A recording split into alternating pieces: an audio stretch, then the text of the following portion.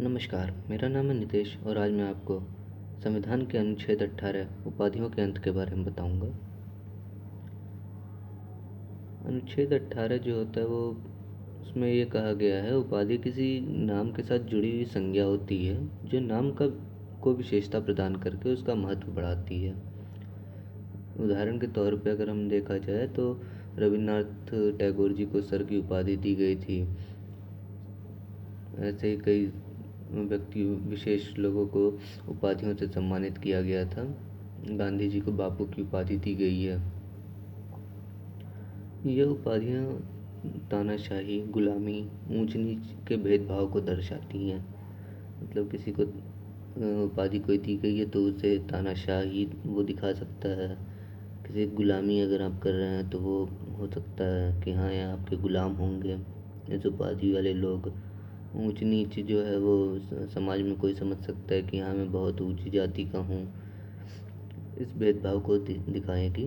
आज़ादी के बाद देश लोकतंत्र बना जिसमें सभी को समान माना गया था। देश में समानता लाने के लिए ऐसी उपाधियों को हटाना जरूरी था, इसलिए अनुच्छेद 18 को समावेश किया गया। ये जो ऊंच नीच या भेदभाव वाली जो दिक्कत आ रही थी उपाधियों की वजह से, उसमें सबको समान करने के लिए ये अनुच्छेद 18 को जोड़ा गया। अनुच्छेद 18 में राज्य, सेना और विद्या से के विषयों में उपाधि लेने की छूट दी गई है। राज्य के अंतर्गत भारत सरकार किसी विशेष कार्यों के लिए पद्म श्री, पद्म भूषण और भारत रत्न जैसे अवार्ड से सम्मानित करता है।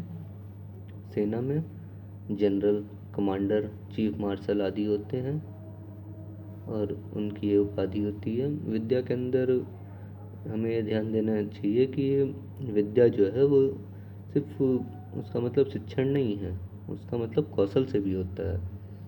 इसमें डॉक्टरेट की उपाधि दी जाती है। जो व्यक्ति पीएचडी किए होते हैं उन्हें डॉक्टरेट की उपाधि दे दी जाती है।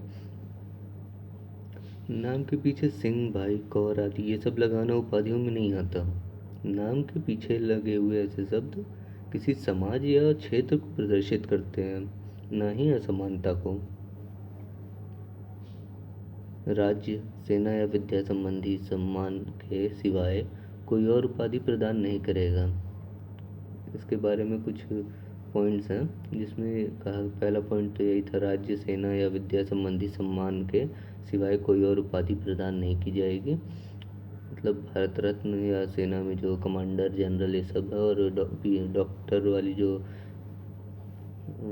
उपाधि है उसके अलावा कोई और उपाधि नहीं मिलेगी। भारत का कोई नागरिक किसी विदेशी राज्य से कोई उपाधि स्वीकार नहीं करेगा। अगर कोई भारत का नागरिक है तो किसी विदेशी राज्य से कोई भी उपाधि नहीं लेगा।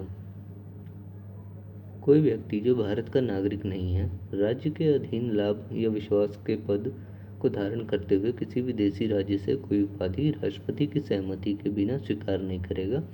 अगर किसी व्यक्ति को जो भारत का नागरिक नहीं है, राज्य के अधीन कोई लाभ का पद लेना चाह रहा है या कोई उपाधि लेना चाहता है तो उसे राष्ट्रपति की सहमति के बिना स्वीकार नहीं किया जाएगा। और चौथा पॉइंट क्या है, राज्य के अधीन लाभ या विश्वास का पद धारण करने वाला व्यक्ति जो है विदेशी राज्य से या उसके अधीन किसी रूप में कोई भेंट, उपलब्धि या पद राष्ट्रपति की सहमति के बिना स्वीकार नहीं करे। Thank you.